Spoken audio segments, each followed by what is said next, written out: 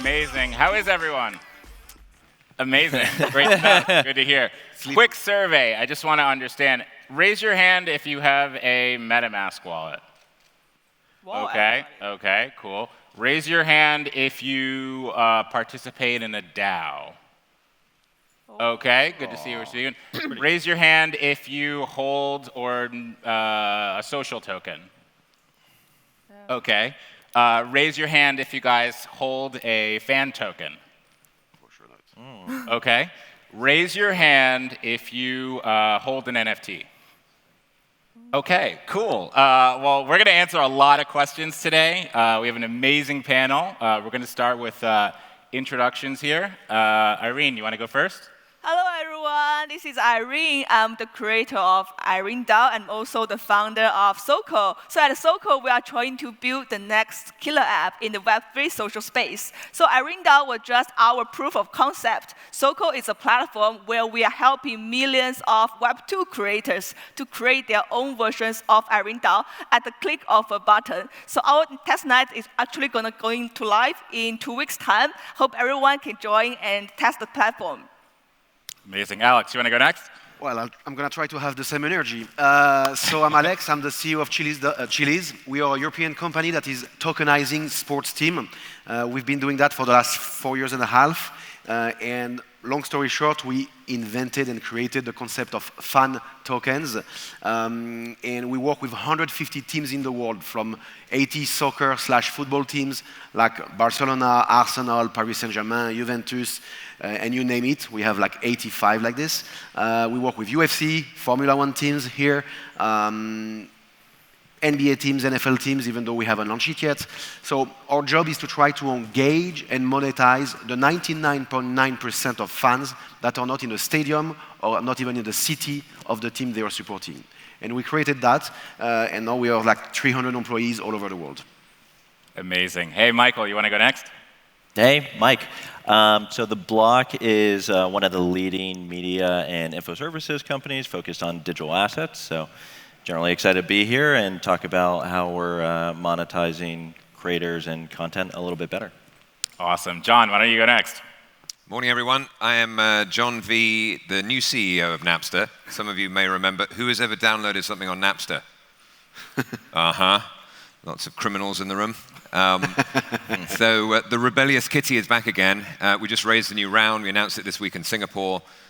We've announced a Napster Venture Fund to invest in Web3 music, Artist Development Fund for Web3 artists. So our general take is that Web3 music has been underinvested vis-a-vis Web3 gaming. So we're looking to take an iconic brand and transition from our strong Web2 business into Web3. Amazing. Hey, Michael, why don't you help us define what a social token is or a fan token and the difference between that and NFT, and then everyone can kind of tell us about what the future will look like in these categories. Yeah, you're the expert.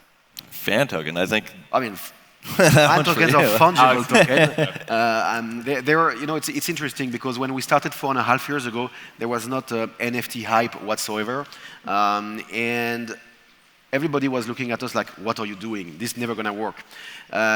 To the point that we always been asked for the last 4 years, do we have any competitors? And I'm sorry to say, but 4 years ago, nobody was stupid enough to do what we are doing.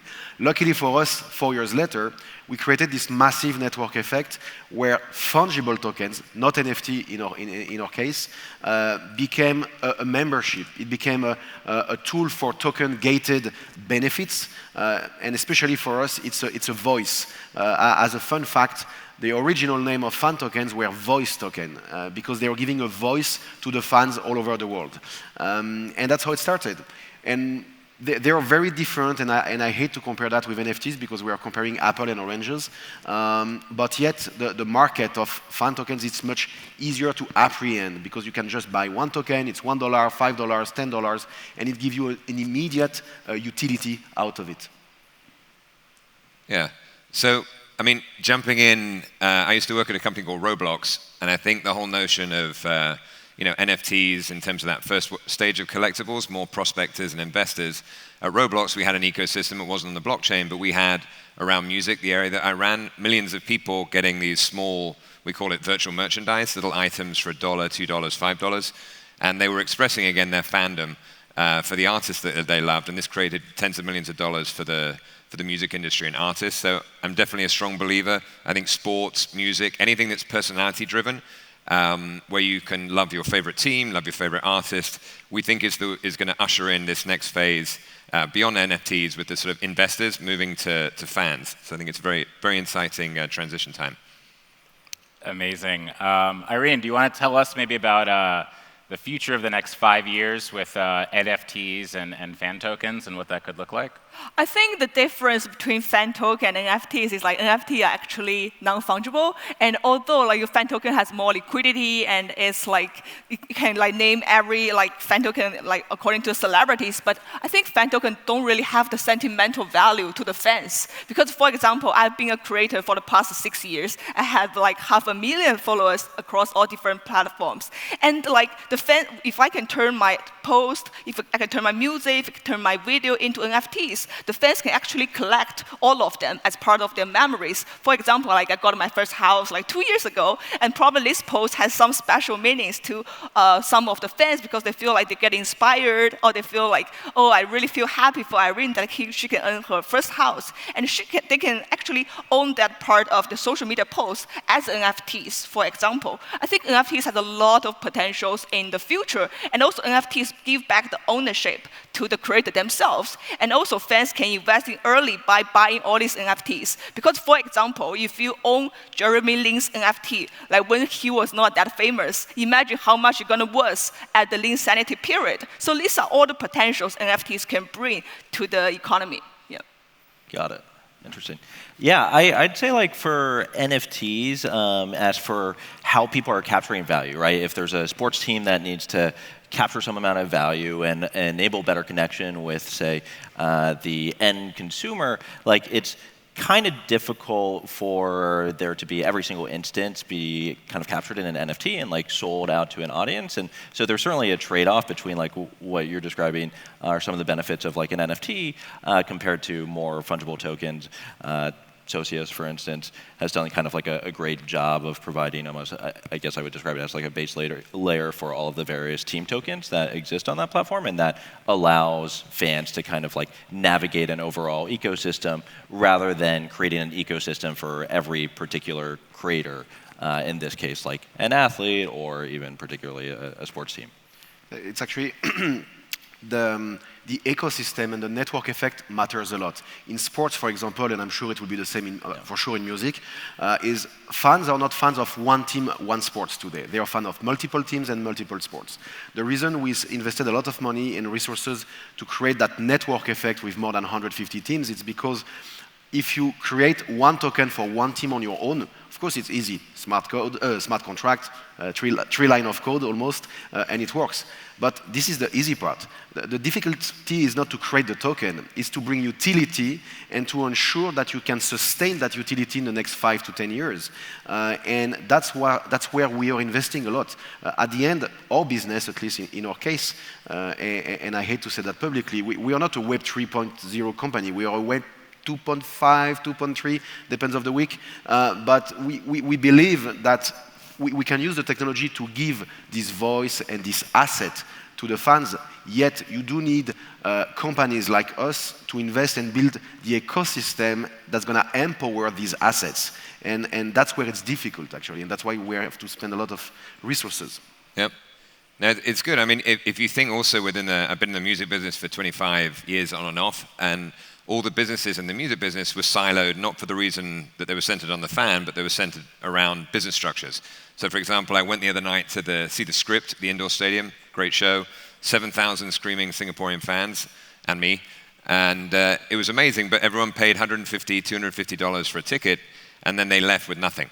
So, I mean, all these little fan touch points, the bar is, I think, relatively low to create these new membership models. You know, we're calling them fan tokens, et cetera. It's really just fandom and memberships. And I think having creative ways to help people who maybe, to your point, don't know individually or there's not enough individually, and having a sort of an aggregate force where all the fans can come together and they can shop across different memberships. Artists can then kind of find all their fans in one place. It feels fairly logical that this is the direction everything is going. Absolutely, great point. Yeah, we're going to move on to mass adoption. So, when do you guys think we're going to see tens of millions of users touching, fan tokens, NFTs, and how do we accelerate this? How do we make this happen sooner? For us, we have already 1.6 million users, so step by step. But the thing is, you can spend as much money as you want to start something. It will not grow till there is enough legitimacy. And you cannot buy legitimacy. That's the only thing, or two things, time and legitimacy.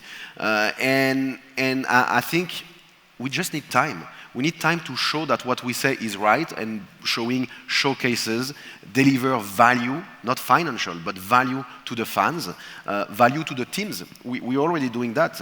Last year we paid, that's financial, but we paid more than $200 million to the sports industry.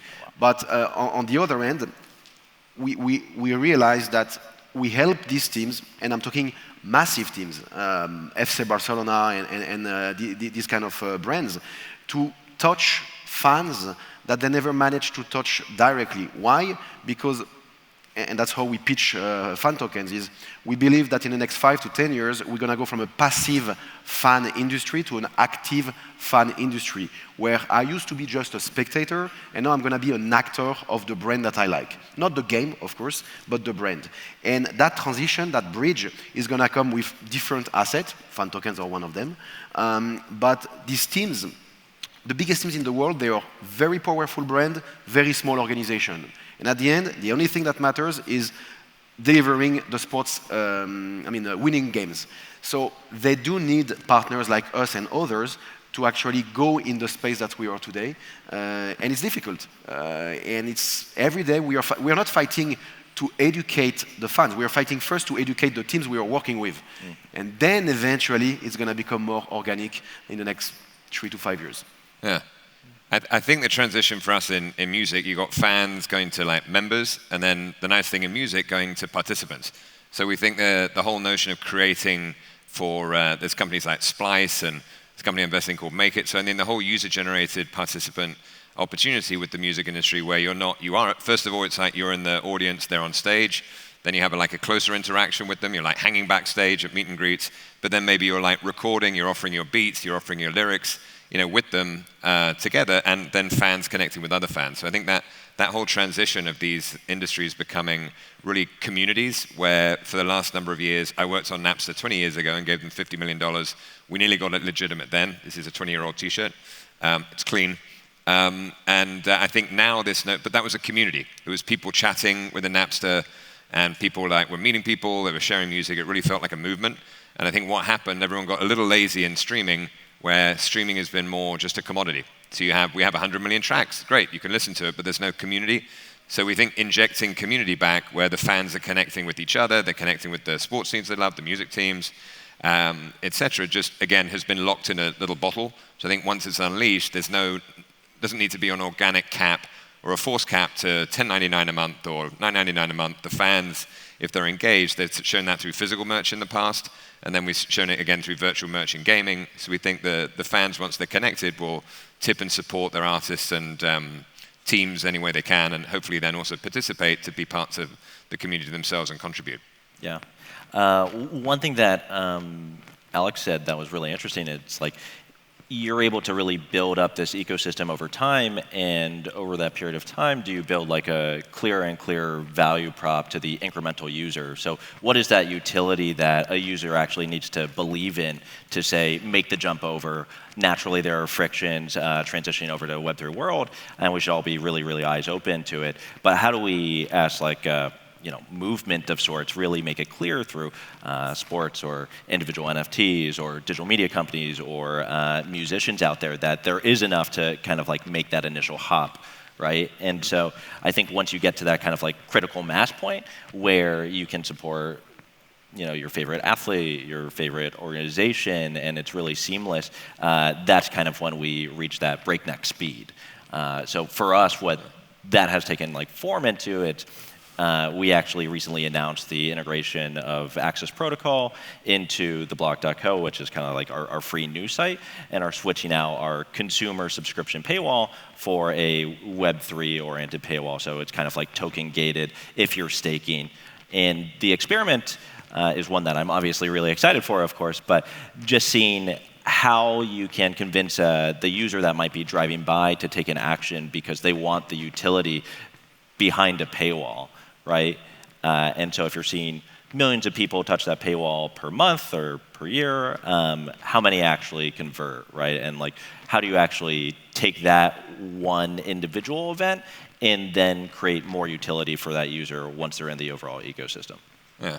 And I think another friction point in terms of getting more velocity is having trusted brands. So it sounds like you're the trusted brand in sports. I think within the music space, there have been a lot of, from an investor perspective, again, 330 million last year, 4 billion in gaming, right? So there've been $5 billion bets, $7 million bets, but not any big bets. So we think a brand coming into the space that everyone can trust, that will be around for a while. So hopefully Napster, we can fill that role. Then everyone kind of jumps on, and then you have a network effect of all the people with talent, then talking to their user bases. Like in music, I have 10,000 followers, I have 100,000 million followers, and I think once they trust a place, then that will create the network effect to kind of start to scale. So awesome. Give us 18 months, and we'll get to 10 million. Okay. Yeah. And also, we are trying to improve the accessibility and the utility of the NFTs to facilitate the mass adoption. So at SO-COL, we are working with a lot of big Web2 companies to help integrate their product, to integrate NFT into their existing product and services. For example, we are working with Nothing, a very super slick phone brand. They are like giving airdrop the NFTs to their communities who are the pre-investors of the company, who are those who pre-order the phones. So the NFTs comes with a lot of utilities. For example, through some burning mechanism, they can redeem the NFTs with a lot of physical gadgets. And also, we are working with the world's best chefs in LA. So they are coming up with different NFTs, like NFT-gated private dining experience. So when you buy the NFTs, you can actually enjoy a very curated private dining experience by these world-renowned chefs. So these are the use cases we are exploring with different categories, different sectors in the world, and we are trying to bring mass adoptions to mass adoption of NFT to the Web2 world.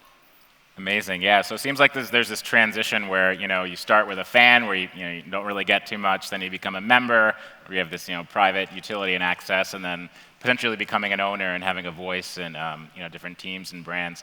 I'm curious, do you guys think we need sort of a new chain as well to achieve mass adoption? Do you think this can happen on like an Ethereum L1? How do you guys think about L2s and sort of the social economy or other chains completely?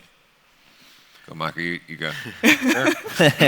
Yeah, that's actually a great question because it draws me back to a point that I didn't make before. But ultimately, if we're really successful here, the idea of a particular chain should be totally abstracted away from the user, right? Like, that shouldn't really be a consideration for someone that's entering the ecosystem.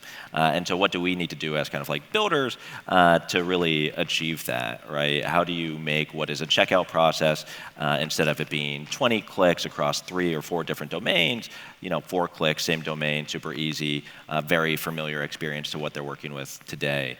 Yeah. You go. Yeah, so for us, 4 years ago, we made a choice to actually create our own chain, the Chiliz chain, which we are launching a new version by the end of the year. But going back to what are fan tokens, and it will explain why we use blockchain. The reason we use blockchain is because fans want to have a voice. And we decided to have a voice, we needed 2 things. One, doing on-chain voting. So it means that when you vote, the fans vote. When the fan votes to decide what's going to be the design of the jersey next season, the music in the stadium, or anything that is fan-related and that the club or the team are asking their fans, this on Socios and Chiliz, it's on-chain. So there is full transparency and integrity of the vote. And I'm saying that because, at least in Europe, I don't know how it is in the US, but in Europe, we all and for sure here in Asia I've seen it, you're Saturday night on TV, you have this X Factor or whatever TV show where you have to send an SMS to choose who's going to be the number 1, number 2, number 3. There is no way you can believe that the guys that have voted have actually chose that. It's rigged. Like, you do it, but it's rigged. So at least on blockchain for the fans, we decided to say, okay, if we're going to give you for the first time ever a voice, an access, a recognition. We're going to use a blockchain. And on top of the voting, there is a bit the concept of social status. What is the most important for a fan, most likely from any brand, but especially in sports fan, it's to be recognized as a fan. Till now, when I'm a fan, I just follow you on Twitter. That's a one-way relationship. And also, I'm an anonymous bot. I'm an anonymous account. So with a fan token, NFT, any asset that makes sense, suddenly there is this link. And on top of that, you have a vested interest. I love the English expression that says that you put your money where your mouth is. Sports and fandom is exactly that. I'm putting $10, $100 on something that I believe in. So by definition, if I put money to own a token, whatever it is, about a brand, I'm going to have more vested interest into it. And therefore, I'm going to be more committed to that brand. And that's how we try to scale and educate our product on the blockchain. Yeah. So, interesting. I used to be a TV producer, so they're not always rigged, the voting. But I think I did a lot of interactive television and talking about those fan experiences when we had a show. So we produced live, interactive, sort of talk show, game shows. And the fans, after the show, so you could win prizes, you text in. And we had a whole group of people who had like a chat room, and they were giving us production notes on the show. And there was one host we had from the UK, Jerry, and this one guy in the chat room like loved Jerry and loved it when she did her dance. So imagine you're watching television. For a lot of people, it's that connection. It feels very distant, right? It's just a screen. And so we talked to Jerry in her ear and said, can you do your special dance for Jerry 55? She goes, okay. So then she goes, right, Jerry 55, this is for you. And like the chat rooms go bananas, right? Because it's this connection again, to your point. Once you break that wall and it's like, oh, my team is actually speaking back. My artists are talking back. The TV show is talking back. And that link, once you've experienced that kind of connection and interactivity, we used to call it participatory media. I think these are all the threads that I've seen in television and advertising, in gaming. Like once you create that link, these fans are fans for life.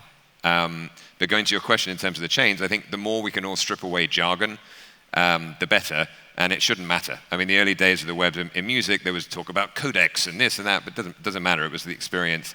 So, we're on Algorand. Algorand's a big investor of ours. I think that seemed like a smart choice. It's carbon negative, and the music industry is very concerned about that, not a transaction per second. But I think as we scale, I don't think we would be limited necessarily by, if you like, our back end. We want to make sure the experience is great, for the fans and the artists and the community.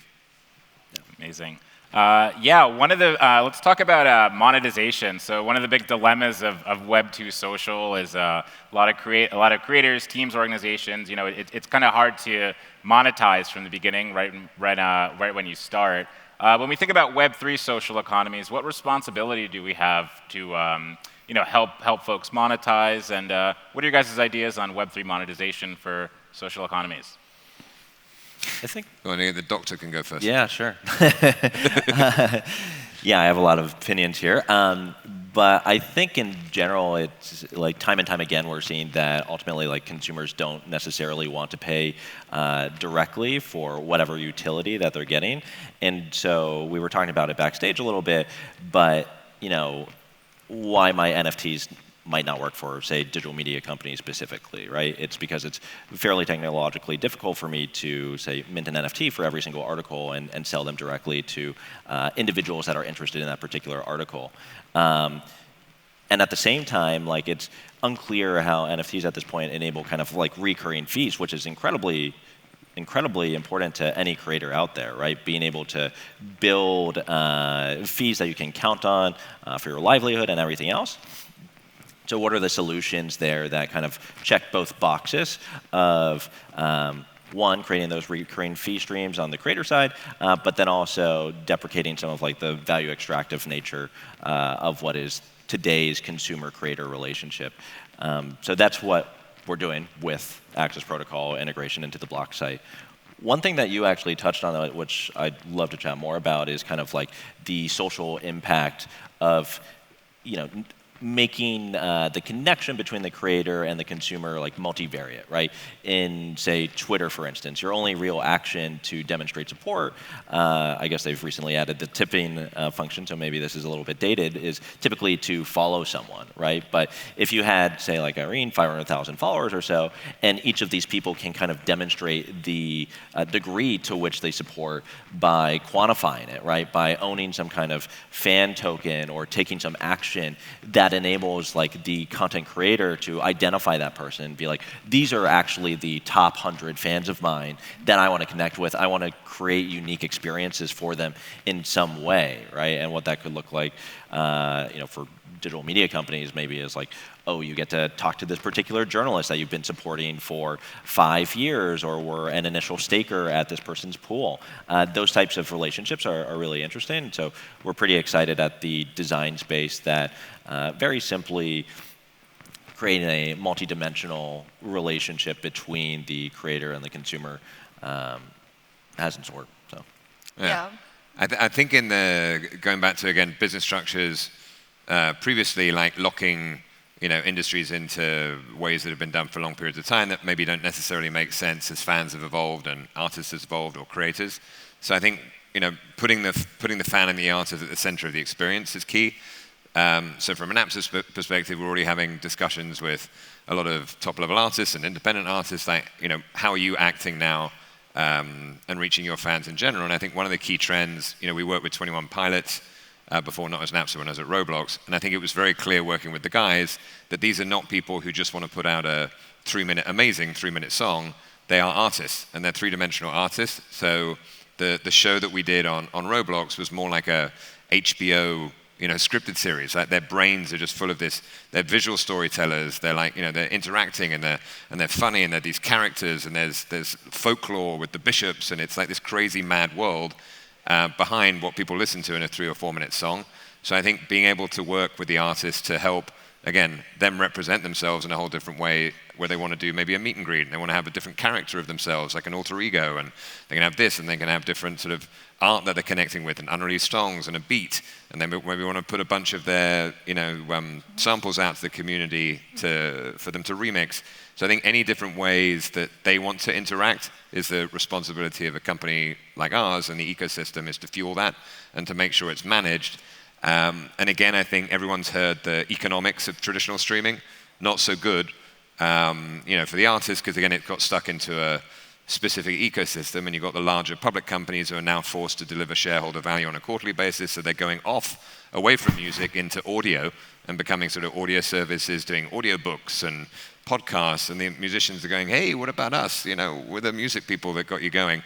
So yeah, so we want to recenter everything back around the fan and the artist, and kind of serve them and help them monetize in all the creative ways that they'll dream up. Irene? Yeah, I know a lot of creators who has millions of followers on Instagram, on TikTok, and also me, I have 500,000 followers on Instagram. If I post a very sexy, hot photos, I can get 10,000 followers within a day. But the thing is, what can I do with all these followers? I cannot really monetize on them directly. So what I need to do is I need to do a lot of sponsorship. I need to do a lot of advertisements. And because most of my fans are males, so actually I'm posting very cute photos with water purifier, with gaming chairs, with male shampoos. So all this kind of very funny content start to appear on my feed. So I've been talking to a lot of female creators, and they're asking me I have so many fans, so what can I do with all these fans? And therefore, we are creating a platform where we allow the creators to launch their NFT-gated communities. So that's where they can identify who are the super fans who are willing to pay money to buy my NFTs to have more interactions with me. And also, we know OnlyFans, Patreon, they allow this very exclusive content. But the thing is, most of the creators, they don't want to associate themselves with all these OnlyFans platforms. And therefore, we need to really create a platform where they can monetize their content, but they not necessarily dilute their brand or harm their brand image. Yeah. Amazing. So next we're going to talk about DAOs. So DAOs are, very crypto-native application of both social and fan tokens, and now NFTs. How do you guys see DAOs playing out in social economies? And maybe explain what a DAO is for those that aren't aware yet. DAO. DAO. DAO stands for like decentralized autonomous organization. So to me, I think DAO is like a great way to group all your fans. I mean, I'm a creator myself, so to me, DAO is like a great way to group all your fans together. And I think DAO really revolutionized how creators and fans can work with one another. Because like, imagine if you're a fan, you can simp your favorite creator for the longest time. You watch the YouTube million times, but you can't get anything from just by watching the content itself. But imagine if you're a DAO member, now we have the on-chain governance, we have the on-chain treasury, you can vote, you can come up with a lot of proposals. Nowadays, like the fans, they come up with a way to support their favorite creators. And the creators can come to the DAO sometime and say, oh, so this is the proposal I want, this is like something I want to achieve. And now the fans can work together collaboratively to achieve something more productive and more efficient. Because right now, like to celebrate your favorite celebrity's birthday, they spend millions of dollars to put a really big board on like a bus stop, on like New York Times Square. But the thing is, like, creator doesn't really want it. For example, I wouldn't want my face to appear at a bus stop, but I would prefer the fans to group together and they like raise money, and then we donate this money to some Web2 organizations to help the women and the children. And this is exactly what we do at Irene DAO. So we actually donated 100K to like a child's organization in a Web2 space. So this is what we can do and how we can utilize DAO to achieve a more productive goal. Me, I'm going to be the old guy here. I think DAO is a bit of an utopia. Actually, no.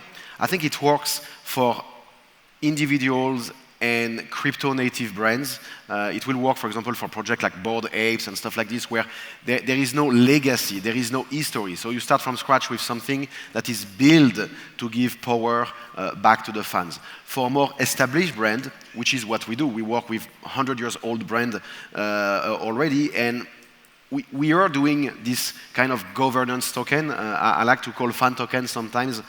Instead of a share of a company, you have a share of influence. And it's exactly that. You are sharing with other fans a power, an influence to decide something. But in reality, today and in the next 5 years, it's going to be mainly about individual and purely native brands that comes out of nowhere and therefore can use that tool rather than say, hey, let's buy a football club, because I've seen that 100 times. Let's buy a football club and we're going to do a DAO out of it.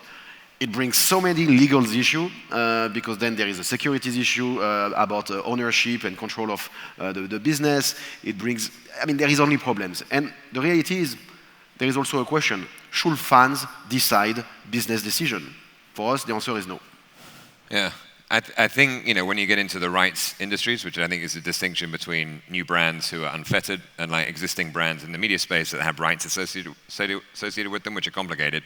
I think there are, you know, like for example, if you're a tour operator, like in the music space, and you want to decide, you know, which bands you should book for your venue, that could be an interesting structure. And there's some things in the music space where people are thinking about a DAO structure to help people, you know, with booking and that whole industry. So I think there are certain aspects where maybe it's interesting and the fans could participate.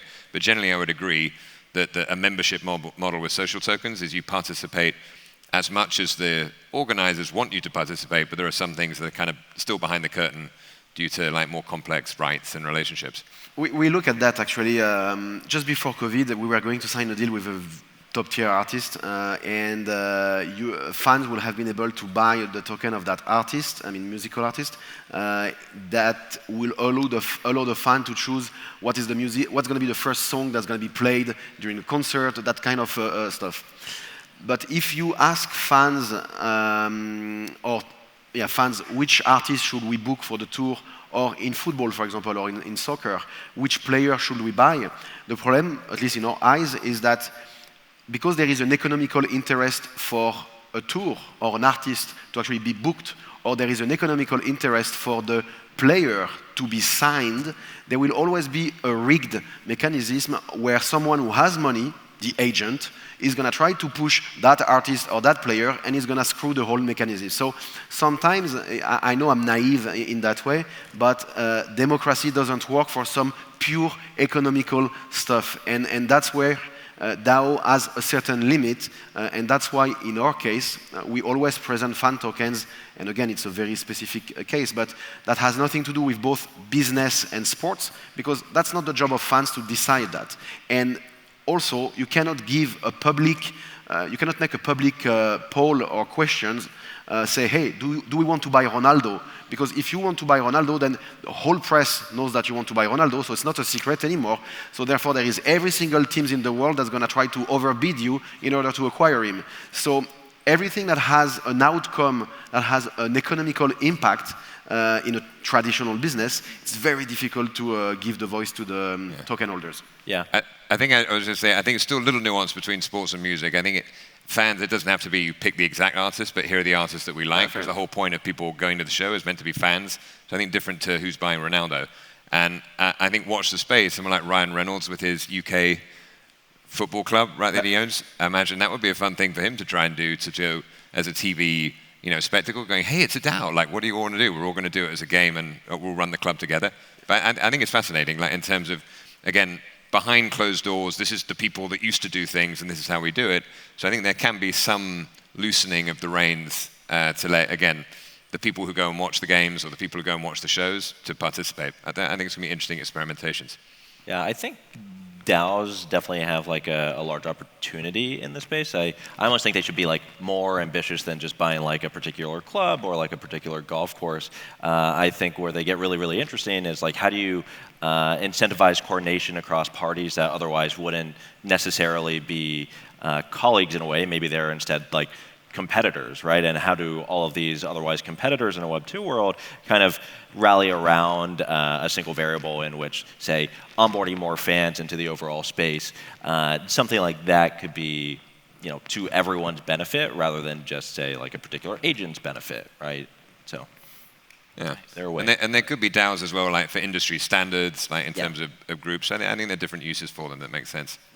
Awesome. Yeah, I want to ask a more general question, just drilling down into sort of rights and IP. We've seen, I think most popularly, a lot of PFP projects just give, creative rights to holders of NFTs. Where do you guys think rights and IP will fall in Web3? Do you think these sorts of things should be given away at scale, or do you think those should be retained by the team and the company? I'll start, because sports property, at the end, it's all about the IP. We are working with brands that are 100 years old. FC Barcelona is 120 years old, PSG is 52 years old, etc., etc. So it will be difficult to tell to the CEO and actually the owner of a billion-dollar business that, hey, your IP, I'm going to tokenize your IP, and whoever ever owns that token can do whatever he wants with the brand. That's a tough sell. And that's where it's easier to use native or crypto-native brands like Bored Apes and other, where you start from scratch, so there is no legacy. So I'm actually a strong believer in, sometimes I'm even more a strong believer in crypto-native NFT/PFP project than a legacy brand going into that space. And yet it's our business, because there is so much education and so much trouble. What does happen when the contract that you have with the company expire? If there is a breach one way or another, who owns the right? And this hasn't been really, it hasn't happened because this industry is more or less 4 years old in NFT or IP tokenized assets. But it will happen in the next 2 to 3 years. There will be some clashes, and that will be interesting. Yeah. So I think in the music side, I think sports are a little bit more restrictive, because you've got players that are kind of employees of companies, the clubs. I think in the music space, a lot of the artists we work with, so Grimes, for example, of Elon Connection, super forward-looking, right? And if she had her way, and you've seen a lot of the projects she's been doing so far, she would love to give everything away and like allow the community to create with her. And because fame, there was a recent study by Media, fame is almost the last thing, ironically, of artists that they think is important for their careers. So they want to connect with their community, they want to express their art. So I think you're going to see in the music space a lot of very interesting uses of IP, where the owners, if you like, the old labels, once artists can break free, there's going to be a lot more experimental models where here's all my music, here's all my art, you guys create and let's do something together. And obviously, a lot of the money is then made for live anyway. So sometimes already that's how people are seeing streaming. is you let streaming go, and then you make your money from merchandise and tours. So now, as all of that goes virtual into the metaverse and into the Web3 areas, I think you're going to see a lot more loose uses of IP, and that again goes from fan to member to participant. And that's a super exciting thing when you can participate with your fans. There's nothing more exciting. There was I think an artist we worked with, Zara Larsson from Sweden, and I spent a lot of time with her. And again, anything that she could do to get closer to the fans and perform live and have that relationship, she didn't. The business structure. They're not necessarily business people. They're artists, and they want to create and connect. Yeah, and I think from a creator's perspective, because recently some AI companies actually approached me. He said, Irene, I know you are busy, you are an influencer, but also you need to manage SO-COL. So what if we can use AI technology that you just need to record a video or just need to record a voice, and then you give this IP to your fans or who hold your NFTs. And then now these NFT holders can actually use the AI technology to come up with a lot of different content for you. So all these fans will group together and create different kinds of content for you, and now you can reach a wider audience to have a better and a bigger community. So I think this way, probably we can just share our IP with our top fans to create something more attractive to attract a wider audience. Yeah. Amazing. I want to touch on regulatory and compliance quickly. So we've all seen some unsavory, if you're kind of an OG in the space, unsavory things happen in 2017 and 2018. We're starting to kind of see that again now. How can we avoid kind of bad behavior in the social and creator economy space through good legal and compliant behavior in Web3? It's a great question. I don't know if there's a great answer.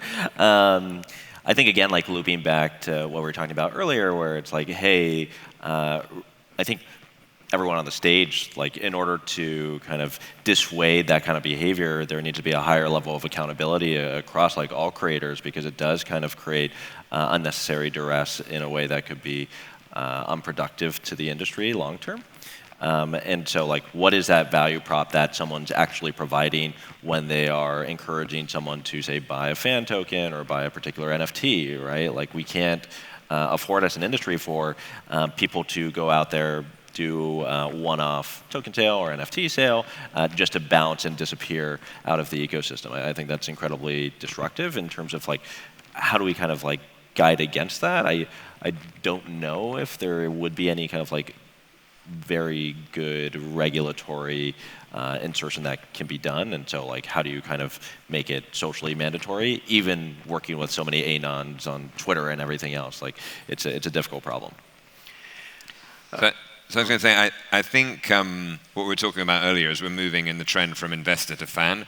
I think that should generally be good from a regulatory perspective, because the notion of fans, again, inherently has utility. And then I think that changes the whole discussion, where it's not sort of prospecting and investor group. These are genuine fans who have genuine utility, and they're connecting. So it feels like it should smooth things over from a regulatory, at least the discussions with our lovely lawyers. I think it's moving in the right direction with stuff you're doing and with music, where services are not just, again, NFT up and down, but they're actually long-term value propositions with large bodies of fans, with respected brands. So I think the broader market, regulators and consumers will go, oh, this is what it is. This makes sense. The jargon again slips away, and people are then just able to participate and connect with creators they love and teams that they love and artists that they love, and hopefully everything will move nicely into the next phase that we've all been hoping it will. For us, regulation is obviously a critical part of our business because, again, I don't want to repeat, but because we work with these big brands that are 50, 100 years old, and actually that have a business outside of what we do with them, we cannot afford to taint them. We cannot afford to damage the value of their brand, and therefore we need to be regulated and or approved and or in a very safe environment in the countries where we are operating as the product, socials.com, Chiliz, etc., or where the token is issued. For example, I was Monday in Malaysia, actually just here. There is a state next to Singapore called Johor, and we are launching the token of the biggest football team there. And it took us 6 months to convince the Malaysian authorities to make sure that fan tokens are not securities. But this, we have to do it in every single country that we are launching tokens in. And I'm talking in dozens of countries. So, and that's great, except US, where everything is complicated. But in the rest of the world, actually the framework is pretty clear. But the difficulty when you create something that is a bit unique is we sit between NFTs, which actually are not really regulated, nobody really knows what it is, it's collectible, that's okay, it's cool, and cryptocurrencies, because actually fungible tokens is designed, or defined rather than designed, as a cryptocurrencies. But we are not a currencies, we are actually a crypto asset. It's just that it's fungible. And to get the benefit of what we are offering, you just need to hold it, you just need to own it, like a membership program. So in a country, for example, in one of the European countries, we're going to have to force users that before buying for even $1 the token of the team they want, they're going to have to be KYC'd. And that's a problem, because for $1, if you need to be KYC'd, that's not really scalable. Amazing. All right, guys, that's our panel on the emerging social economy. I want to thank our panelists. Thank you so much, guys.